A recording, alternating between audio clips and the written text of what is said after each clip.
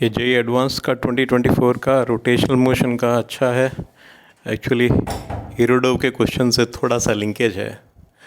इस क्वेश्चन में दिया हुआ एक रॉड है, फ्रिक्शनलेस टेबल पे है, लेंथ एल है और एक स्ट्रिंग जिसका लेंथ एल है, मासलेस स्ट्रिंग है। आई थिंक पेपर में मासलेस ही लिखा होना चाहिए। ये है और ये एक सेंटर से एक पॉइंट ओ से टाइड है, फ्रिक्शनलेस टेबल पे है, हॉरिजॉन्टल है, ये टॉप व्यू है। किसी पॉइंट ऑफ टाइम टी पे हम यहाँ पे एक इम्पल्स देते हैं जो कि डिस्टेंस x है from centre of the rod. हमें पता लगाना है x कितना होना चाहिए कि एकदम स्ट्रेट लाइन में ऐसे रोटेट करता रहे। अब इसमें एक जो प्रिंसिपल है और जो कि इरोडोव में भी शायद है और मैंने एक प्रॉब्लम में कवर किया हुआ है जिसमें एक पेंडुलम होता है कि जैसे बेसबॉल वाला कंसेप्ट होता है, हम किस पॉइंट पे बॉल को हिट करते हैं कि यहाँ पे रिएक्शन ज़ीरो हो। अगर ये सेंटर ऑफ मास इसका यहाँ पे है तो कितने पॉइंट पे जो जिस जहाँ पे हमने होल्ड किया हुआ है कितने दूर पे बॉल हिट करते हैं कि वहाँ पे रिएक्शन ज़ीरो हो। तो ऐसा एक प्रॉब्लम मैंने बहुत पहले किया हुआ था, पुराने वीडियोज़ में होगा। वो कंसेप्ट इसमें लगता है, प्लस बाकी भी कंसेप्ट लगते हैं। अब आप देखिए ये कब होगा, जब ये स्ट्रिंग के साथ साथ रोटेट करेगा। मीन्स ये स्ट्रिंग सपोज ओमेगा से रोटेट कर रहा है तो ये स्ट्रिंग के हमेशा साथ रहेगा। इसका मतलब ये नहीं कि ये रोटेट नहीं कर रहा है। अगर ये ओमेगा से रोटेट कर रहा है तो ये अपने सेंटर ऑफ मास पे उसी से रोटेट करेगा जिससे जहाँ पे ये एक्चुअली एक रिजिड बॉडी टाइप बन गया है ना। कोई रिजिड बॉडी को अगर हम किसी डिस्टेंस r से, मैंने और क्वेश्चन में भी बताया है, ऐसे रोटेट करेंगे और अब ये रिजिड है, मीन्स इसका ओरिएंटेशन इसके रिस्पेक्ट में फ़िक्स हो गया ना।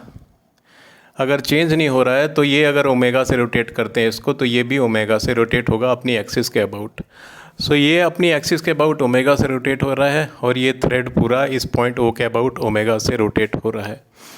अब इसमें कर लेते हैं मोमेंटम और एंगुलर मोमेंटम इम्पल्स वाला कंसेप्ट लगा के। हाँ, दूसरी चीज़ देखनी है कि जब हमारा ये मोशन स्टार्ट होगा सो ये अगर यहाँ रिएक्शन लगेगा तो ये डिस्टर्ब हो जाएगा ना मोशन। मीन्स यहाँ पे रिएक्शन ज़ीरो रहने के लिए ये स्ट्रेट रहेगा, तब यहाँ रिएक्शन इसके परपेंडिकुलर रिएक्शन ज़ीरो रहेगा ना हमेशा। नॉर्मल रिएक्शन ज़ीरो रहने के लिए सिर्फ ये टेंशन टी होगा, इसमें तो टेंशन टी होगा, इन दोनों के बीच में कोई एंगल नहीं बन रहा है। तो यहाँ पे जो रिएक्शन है परपेंडिकुलर और along the axis of rod, वही कंसेप्ट है। ये रिएक्शन ज़ीरो होना चाहिए, ये रिएक्शन ज़ीरो होना चाहिए। तो वही ज़ीरो रिएक्शन वाला कंसेप्ट है।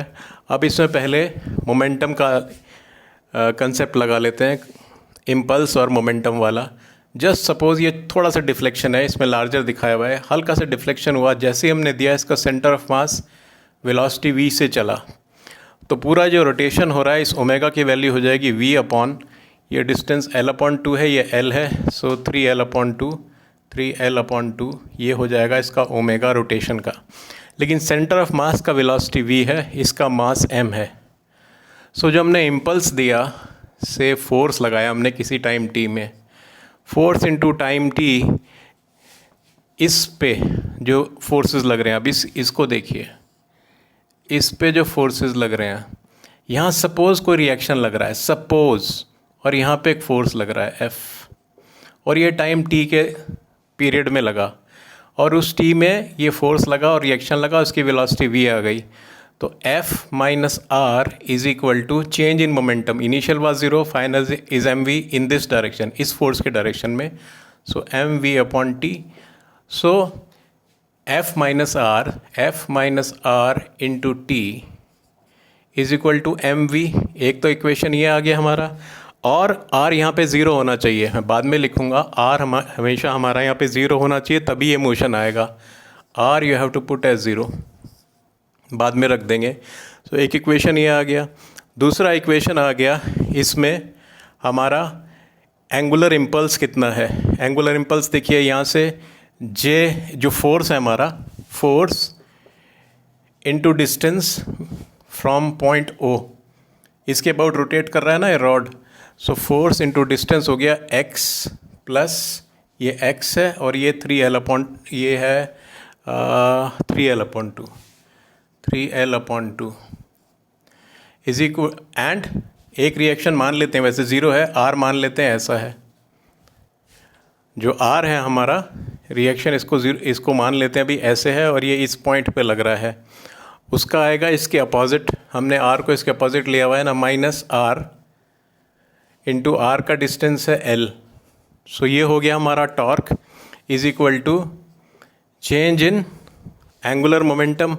अब इसका angular momentum about this point जो होगा, इसका सेंटर ऑफ मास के अबाउट जो वेलोसिटी है M V into this distance 3L/2, momentum of centre of mass into distance perpendicular distance of the velocity के परपेंडिकुलर जो डिस्टेंस है वो 3L/2 है, plus angular momentum about the centre of mass.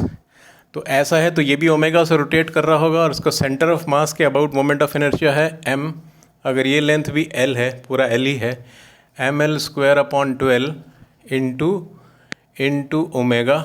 Omega is how much, twice v/3l। तो हमारा ये दो equation आ गया। r हम ज़ीरो रख देते हैं, तभी तो मोशन पॉसिबल होगा, वरना अगर r इस पे लगेगा, इस पे जैसे ही r लगेगा तो ये इसको टिल्ट कर देगा किसी न किसी डायरेक्शन में। तो ऐसा मोशन पॉसिबल जब होगा जब हम r0 ले लेते हैं। r0 ले लिया तो बेसिकली ft का वैल्यू हो गया, ये t से मल्टीप्लाई होगा, सॉरी t से मल्टीप्लाई होगा, ये ऐसे हो गया।